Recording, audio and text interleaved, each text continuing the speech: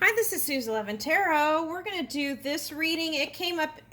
This reminder popped up in a reading I think I did yesterday or a day before yesterday, and I was like, oh yeah, I said I was going to do this. Okay, so this is Cupid and Psyche, okay, as told by M.Charlote Craft, illustrated by K.Y. Craft. Okay, so, all right.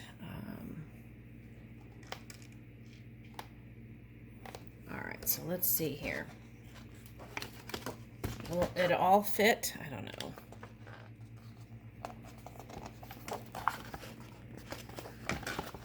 Okay, let's see. There's a little bit of a glare here.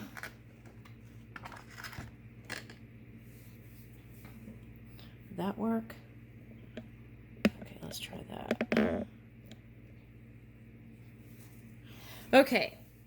There once lived a king and a queen who were blessed with 3 daughters. All 3 were lovely, but the youngest, Psyche, was most beautiful of all. So great was her beauty that word spread throughout the neighboring lands that she was actually Venus, the goddess of beauty herself, living among mortals. Soon, people were traveling from afar and wide to offer her their gifts and prayers. In spite of this attention, Psyche was unhappy. Her 2 sisters had long since married, each to a king, but no king, prince, or even lowly pauper dared ask for Psyche's hand. She remained alone, admired by all, but loved by none. Can you see the imagery here? Okay.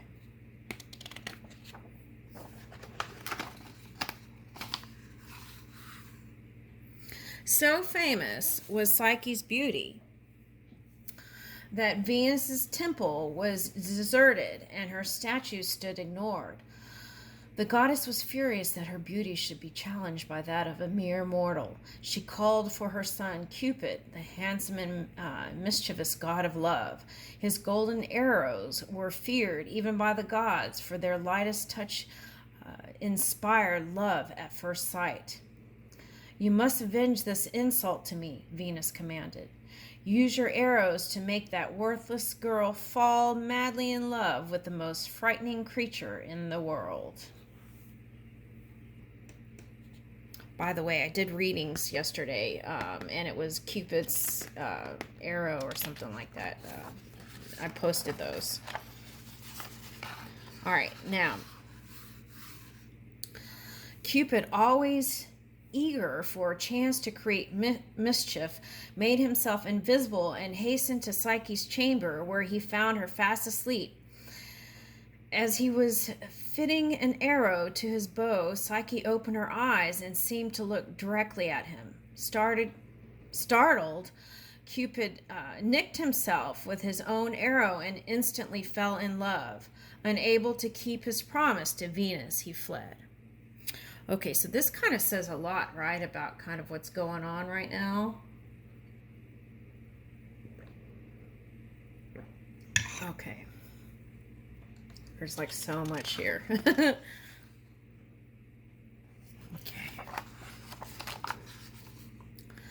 That morning, Psyche journeyed to Delphi to ask the oracle of Apollo whether it was her fate to remain alone.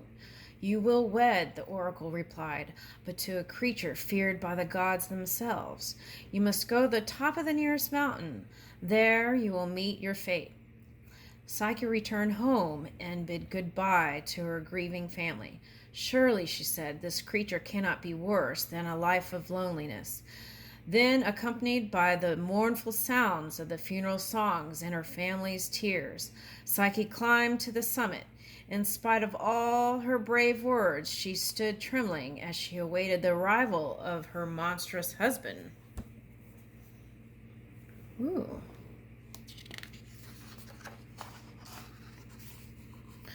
Quickly, a fog swirled around Psyche, and she felt the warm breath of Zephyrus, the gentle west wind. He lifted her down the mountain and over treacherous rocks and laid her safely on a bed of flowers in a distant valley. Before her, she saw a palace more beautiful and elegant than any she had ever seen. Stepping cautiously through the doorway, she found rooms filled with every imaginable luxury. No need had been overlooked, no detail forgotten.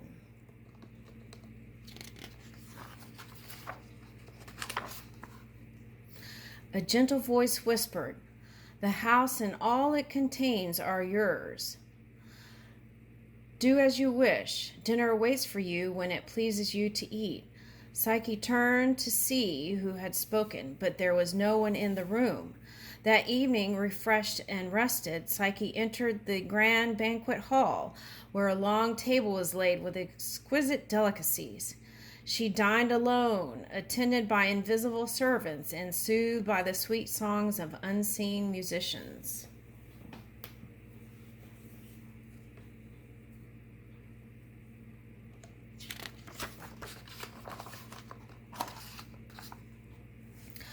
Suddenly, the torches sputtered, and the room was plunged into darkness. Psyche was paralyzed with fear. She knew that the creature foretold by the oracle had finally arrived, but the voice that greeted her was kind. "Do not be afraid, dearest Psyche," he whispered gently. "I mean you no harm." As they talked, her unseen companion calmed her fears, and soon she began to smile, then to laugh, until finally she quite forgot her terror. And so Psyche began her new life. She passed her days doing as she pleased, and in the evenings her unseen companion devised how pastimes and adventures for her enjoyment. He denied her only one thing, the chance to see him. Psyche teased and begged, but nothing she could do or say would pursue him otherwise. "I would rather that you love me for what I am," he said, "not for what I appear to be." As Psyche grew accustomed to her new life, she thought often of her family, knowing that they wept for her as lost. She asked if her sisters might be brought to visit her. Although reluctant at first, her host was moved by her pleas and consented. But he warned, "You must tell them nothing of me, or all we share here will be lost."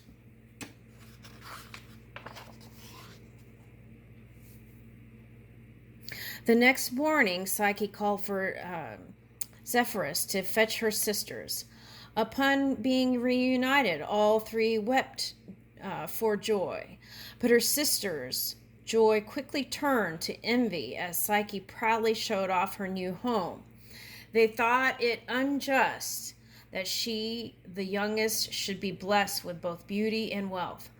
Hoping to find some unhappiness in Psyche's new life, they questioned her about the absent host. Kind of reminds me of something. "Where is he?" demanded one sister. "Why can we not meet him?" complained the other. As her sisters persisted, Psyche first told them that their host was sick and could not rise from his bed to greet them.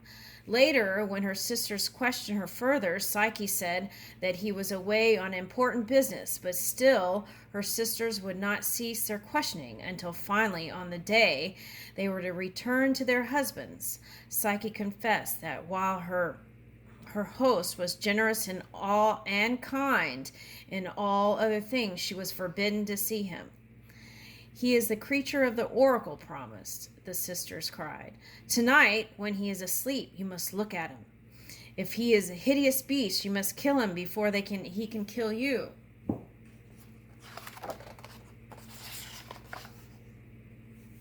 That night, Psyche did her best to ignore her sisters' advice, but their talk of the oracle had brought back all her fears. When she was sure her host was asleep, she lit a lamp and slipped into the chamber with a knife. As the lamplight flickered across the face of her sleeping host, let's say lover, I don't know about that host business, okay, lover, Psyche was astonished to find not monster, but Cupid, the beautiful god of love himself. Curious, she reached out to touch one of the arrows that lay in a quiver at his feet and quietly accidentally pricked herself. And turning back to look at Cupid, she fell in love.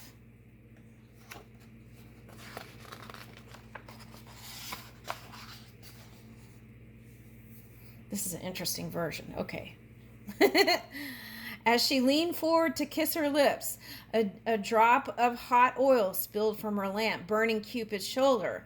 With a cry, he awoke and saw the knife that she still held in her hand. Sadly, he told Psyche, "Go back to your sisters. Love cannot live without trust."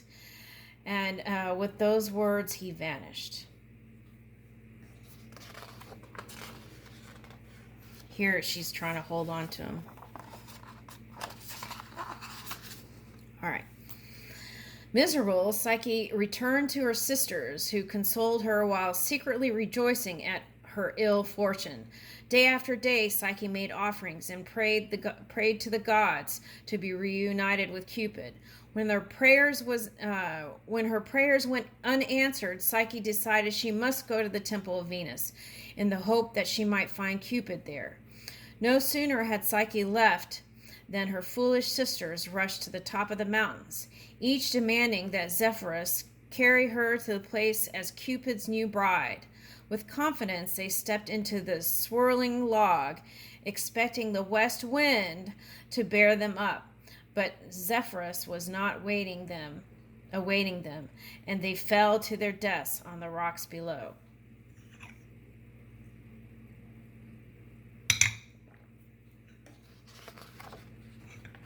And here's like a reflection.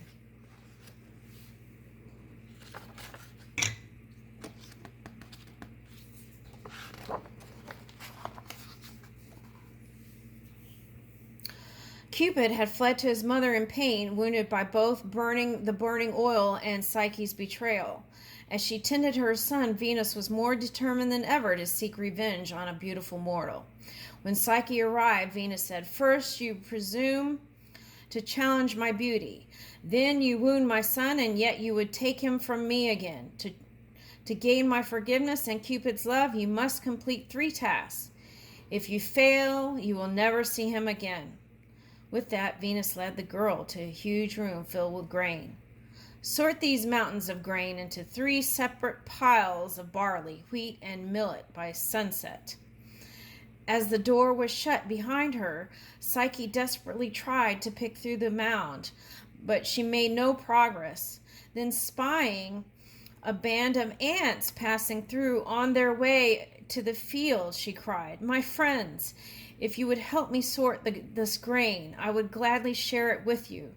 Soon, as the ants were scurrying about, separating the grains and sorting each to its own pile, and taking only a handful as their reward, at dusk, Venus was far from pleased to find the task completed. Ooh, that's interesting. One day, I went on a walk into nature, and I came upon this ant pile, and I was so shocked. It was in the shape of a heart. And it was so fascinating. It was like they built a little fortress into a heart shape, and it was so cute. Oh my goodness. Okay. All right. Let's keep going.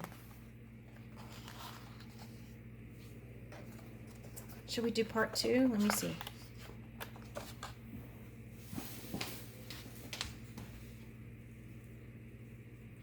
Okay. I'll read one more page and then we'll do part 2. The next morning, Venus said, "Here is a simple chore. In the grove beyond the river, you will find a herd of sheep with fleece of gold. Bring me an armful of their fleece. Relieved to be given so easy a task, Psyche immediately set off. As she was debating how best to cross the river, she came across a young sparrow who had fallen from its nest. Taking it gently in her hand, Psyche returned it to the nest. In gratitude, the sparrow's mother warned, "If you try to gather the golden fleece now, the fierce rams will destroy you with their sharp horns and hooves." Better to wait until midday when they leave the river banks for the shade of the woods. Then you may gather all the fleece you desire from what they have left behind on the bushes. When Psyche returned safely with her arms full of golden fleece, Venus was furious. Masking her anger with smiles, she said casually, "For your third task, take the box to Queen Proserpine in the land of the dead. Tell her I am weary from tending my son and that I need a little beauty for myself."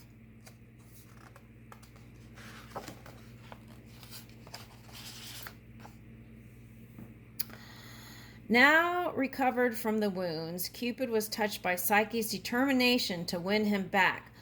Although greatly afraid of what might befall her in the underworld, Cupid was prevented by his mother's power from joining Psyche on her journey. He made himself invisible and flew to Psyche's side with careful instructions about reaching Proserpine's palace and returning again. He handed Psyche 2 gold coins and 6 honey cakes and warned her that she should stop for nothing, speak to no one other than Proserpine, and eat nothing no matter how hungry she became.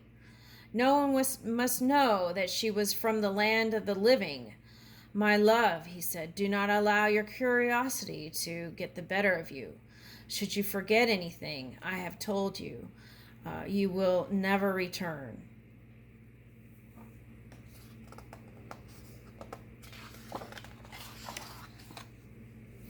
Her heart pounding, Psyche stepped through the mouth of the cave that concealed the path to the underworld. She slowly made her way down the steep path, stopping only when she reached the dark waters of the river Styx. There she allowed the ghostly ferryman, Charon, to pluck a gold coin from her lips as payment from her journey to the opposite bank. She knew that if she used her hands to pay Charon, he would know she was alive and would not allow her to cross the river. Once she reached the opposite shore, an old man on a lame donkey called out to her for help. But mindful of Cupid's warning, Psyche hurried on. At the gates to the palace, she fed the fearsome 3-legged dog, Cerberus, 3 honey cakes, was allowed to enter. Once inside the palace, Psyche found that Proserpine had set a banquet in her honor, but she ate nothing, taking only the box that Queen returned to her.